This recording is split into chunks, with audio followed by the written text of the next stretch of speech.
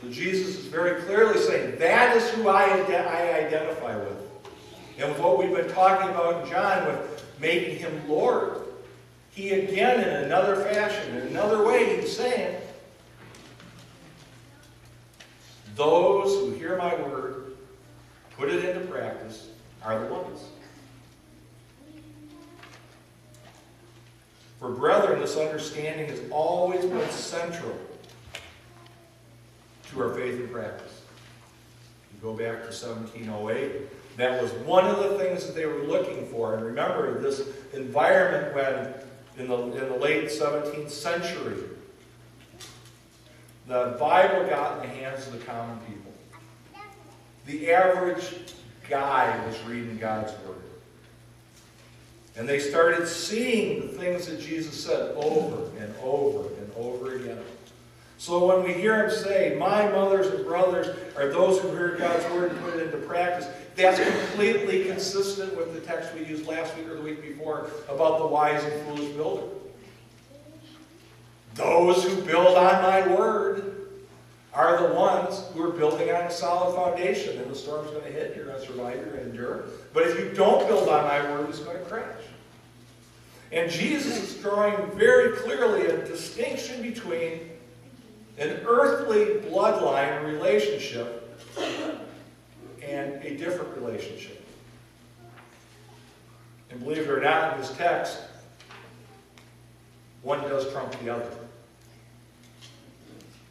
I know that'll be a newsflash for some folks, but he is saying very succinctly, very concretely, that those who obey my word are my brothers and sisters above those who are actually of natural descent. You've got to read it. It's in there. So how are Jesus' followers designed? Who is it that makes up this church, this enterprise that we call the church? First of all, we must come to grips with the church is not a building. The word that's used in the Bible, the Greek word that's translated for church, is ecclesia. Now, I've been beating the drum over the last few months, or since I've been here, about separating from the world, counting the cost, that Jesus' way is different from the world's way. And that word ecclesia comes out of two Greek words, that ek, or ek, which means out from and into, so out from. And the other one is kaleo, to call. Properly, it's the people called out from the world. See, the church is identified as those who have stepped out from the world into the lordship of Jesus Christ. Look it up. Like I said, don't take the pastor's word for it. You aren't going to plead ignorance someday. So properly, the people who are called out from the world, who obey, who hear God's word and put into practice, that is who is identified with as the church. Now, we've got to get some facts straight here about the church. There's only one church. You realize there's only one. It's Jesus' church. There may be denominations, sects, factions, but these are all man-made. This is all something we've created. But in Jesus' eyes, when he's coming back, he's not coming back for brides. He's not Alex Joseph. He's not a Mormon. He's not coming back to have multiple brides. He's coming back for one bride. We okay with this so far? We on task? So he's coming back.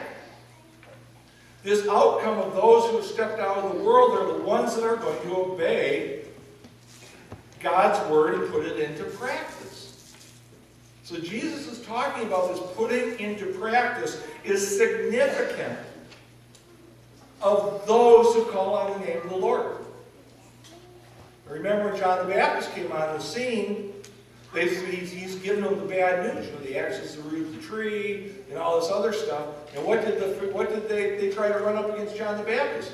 He goes, well, don't go telling me you're Abraham's kinfolk. Don't go pulling that lineage stuff. It's going to do you no good. Your earthly relationships have nothing to do with the heavenly relationship. You follow what I'm talking about? So this is very consistent. It goes all the way back through the entire Bible. So there's one universal body of believers, and it may cut across every denomination. Only God knows. See, and this was a brethren understanding from the pietist perspective, that there's this invisible gathering, or this invisible unity where we know each other. And those that obey God's word are cutting across these man-made divisions. But from a brethren perspective, they said, well, it's not enough to just say there's this invisible part. We have to find out how the church does play out in the world, because it's very clear that the church is a visible entity in the world. The book of Acts is very clear. The church is visible, it's active, and it's having an impact in the world around it. So there's one church that belongs to Jesus, and is made up of those who have said sayonara to the world. That's what he counts the cost. Remember, he says, if you don't love me more than your brother and sister, mother, father, you're not worthy of me. The whole counting the cost. He doesn't budge on this one. That's what he's saying in this little story. Even to the point of Mary. She's not my mom. I have one mom, my heavenly Father. I have brothers. My brothers and sisters are the ones who are walking in step with what the Father wants to have done. So this enterprise we call the church is this collection of individuals who have been called out from the world, have seen the folly of the world, have seen the foolishness of the world, and they say, no, there's a better way. Though it may appear foolish to the world, they're quite certain there's a better way. So in our text, we see Jesus stressing this called out from the world concept to such an extent he doesn't even acknowledge the biological part. He's poo-pooing it. So yeah, you'd be like, that's rude. Yeah, I don't know how my mom would reacts. If you're watching Mom, hi. She's watching me on these YouTube. So you see, the brethren understanding, the pietist understanding is we are related to each other, not because of biological bloodlines, but because of our relationship to the Father. It is a result of our relationship to each other.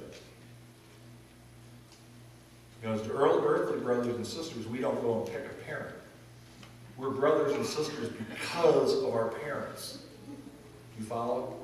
So we'll be brothers and sisters in the Lord because we have made the Father our Father.